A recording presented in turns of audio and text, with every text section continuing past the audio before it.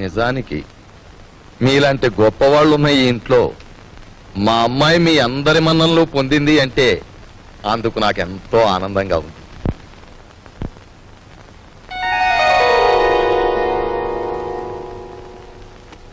ఇదిగో పిల్ల, నిన్ను ఎప్పుడెప్పుడు ఏమేమి తిట్టానా అని ఆలోచిస్తే అస్సలు నిన్ను తిట్టకుండా ఎప్పుడున్నానో గుర్తు రావడం లేదు. ఏమో అనుకోకమ్మా. అంత మాటలు అవసరం లేదు మామగారు. నేను ఎక్కడున్నా ఈ ఇంటి ఆడపిల్లని. నన్ను ఈ ఇంటి మనిషిగా మీరందరూ ఒప్పుకుంటే నాకదే 10,000.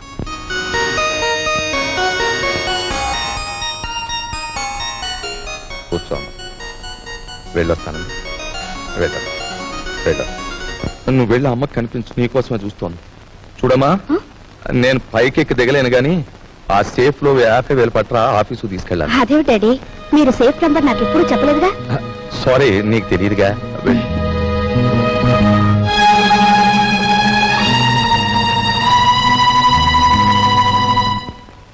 ఈ కాంబినేషన్ పెళ్ళానికి చెప్పక కూతురికి చెప్పక మరి ఎవరికి చెప్పాడు? అబ్బా స్వామియే శరణం.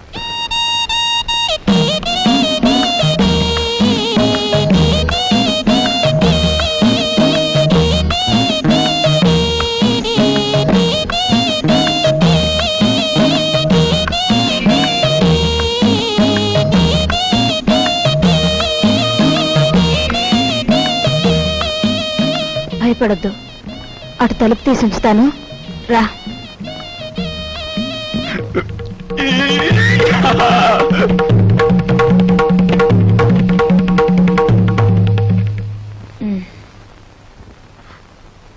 ఏమిటి మీ చేతిలో? ఇవ్వండి. ఏం లేదు. డాక్టర్ మీకేం చెప్పారు? వీడియోలు కాల్చొద్దన్నారా లేదా?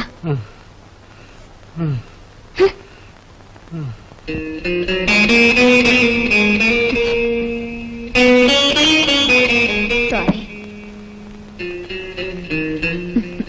రోజు కిటికీ దగ్గర అలా చూస్తూ నిలబడిపోతావు. మనసు పాడైపోవడం లేదు. నువ్వు నాకంటే చిన్నవాడివి, నీకు ఆ విషయం తెలుసా? అన్నట్టు ఆ సోఫాలో ఉన్న ఆయన ఎవరనుకుంటున్నా? తెలుసు, మీ ఆయన. ఆయన కడుపులో రాచపుండు. డాక్టర్లు బ్రతకడంటున్నారు. చాలా మంచి మనిషి. ఆయన ఎలాగైనా బ్రతికించుకోవాలి. దానికి బోలె డబ్బు కావాలి. అన్నట్టు నీ దగ్గర డబ్బుందా?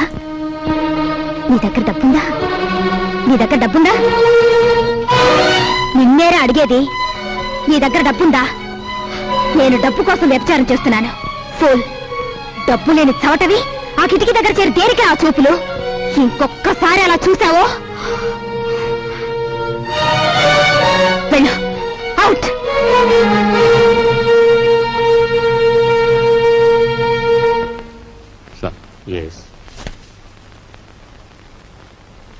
సార్, నా కూతురు వివాహానికి పిఎఫ్ లోనికి అప్లికేషన్ పెట్టాను.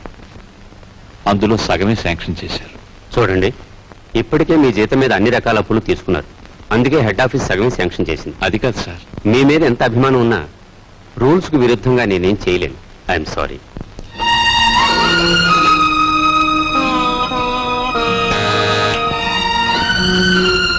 రాఘవయ్య మళ్ళీ అప్పుకేగా వీళ్ళే.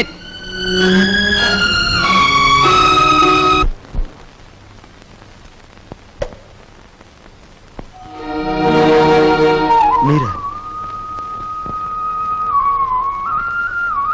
ఎక్కడి నుంచి నాన్న? ఈ వీధిలో ఎవరో అప్పిచ్చేవారున్నారంటే అడగాలని వచ్చాను.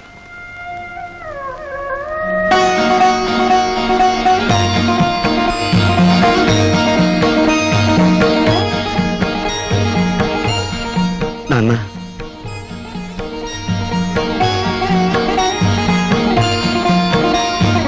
మట్టి తొక్కుతున్నావని నిన్ను ఏసడించుకుని అప్పుల కోసం వీధుల వెంట తిరగటం అంతకంటే అసహ్యం అని నాకు తెలుసు. నాన్న, నేను మారిపోయానని చెప్పేందుకు రాలేదు. మేం మారవని చెప్పటానికే నేను ఇక్కడికి వచ్చా. నాన్న, అంతే, మేం మారం, మా తరం అంతే.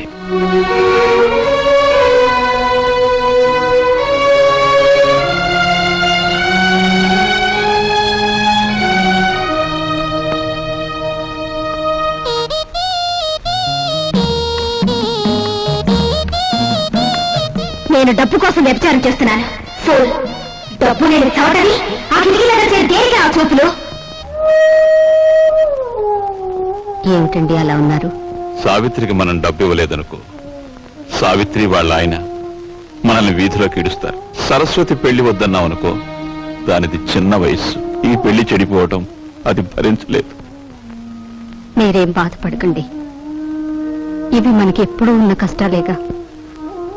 మిమ్మల్ని చూస్తుంటే నాకేమిటో భయంగా ఉంది. ఈ భయాలతోనే మనందరం నాన్నగారి బాధ్యతను పెంచేస్తున్నాం. మనం ఎదిరించి ఓ నిర్ణయం తీసుకోకపోతే అవి పరిష్కారం కావు. అమ్మా అమ్మా,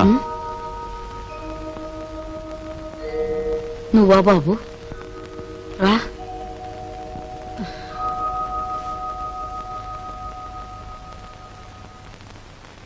ఏంటి నాయనా? అమ్మా, మన సావిత్రికి ఈ నెలలో కట్నం డబ్బిచ్చి పంపిద్దాం అనుకుంటున్నాను. మా నాయనే, నువ్వు ఎప్పుడా పని చేస్తావా అని నేను 1000 దేవుళ్ళకు మొక్కుకుంటున్నాను. అమ్మా, సరస్వతి పెళ్లి కూడా వచ్చే నెలలో జరపాలని. శుభం. ఈ 2 శుభకార్యాలు జరిపించాలనే ప్రావిడెంట్ ఫండ్ లోనికి అప్లై చేశాను. కానీ అనుకున్న దాంట్లో సగమే అందింది. అయితే ఇప్పుడు ఎలారా? అమ్మా, నేను డబ్బు కోసం ఎంత ఇబ్బంది పడినా ఏ రోజు ఏదీ నిన్ను అడగలేదు. కానీ ఇప్పుడు అడక్క తప్పడం లేదు. ఒకసారి నీ మెడలో ఉన్న గొలుసిస్తే. నా గొలుసా? ఆ మహారాజు పోయాక పుస్తలు చెడగొట్టుకుని చేయించుకున్నా నీ గొలుసు. ఇప్పుడు దీన్ని కూడా ఆరాయింపు చేస్తానంటావా? ఆ మాట అనటానికి నీకు నోరట్ట వచ్చిందిరా? అమ్మటానికి కాదమ్మా, అవసరం వచ్చింది కనుక తాకట్టు పెడదామంటున్నాను. ఈ 2 బాధ్యతలు తీరిపోతే డబ్బు రాగానే విడిపించేస్తానుగా. విడిపించేస్తావు? తోడ పుట్టిన చెల్లెలకి కట్నం డబ్బులు ఇచ్చి పంపించలేక చుక్కలు లెక్క పెడుతున్న వాడివి నా గొలుసు విడిపించేస్తానంటే నేను నమ్ముతాననుకున్నావా? ఒరే, నేను బంగారం మీద మోజుతో కాదురా ఈ గొలుసు వేసుకు తిరుగుతున్నది. మహారాజులాగా బ్రతికిన మీ నాన్న శ్రార్థం నువ్వెంత ఘనంగా పెట్టావో నేను ఇంకా మర్చిపోలేదురా. రేపు నేను చస్తే నన్నింత బుగ్గి చేయటానికి నువ్వు నలుగురిని చందాలెత్తకుండా ఉండటం కోసమేరా నా దగ్గర ఈ కాస్త బంగారం ఉంచుకుంది. అది కాదమ్మా. నువ్వేం మాట్లాడు. నాకు ఇహం కంటే పరం ముఖ్యం, బ్రతుకు కంటే చావు ముఖ్యం. ఇక ఎప్పుడు నీ అవసరాలకి నా గొలుసుకు మాత్రం లంకె పెట్టకు. వెళ్ళు.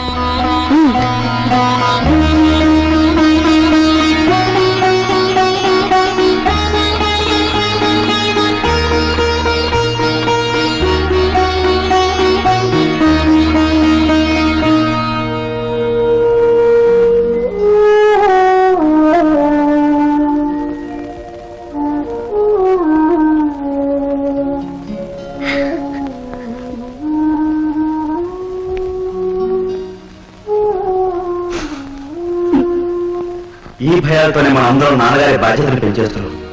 మనం ఎదిరించి ఓ నిర్ణయం తీసుకోకపోతే అవి పరిష్కారం కావు.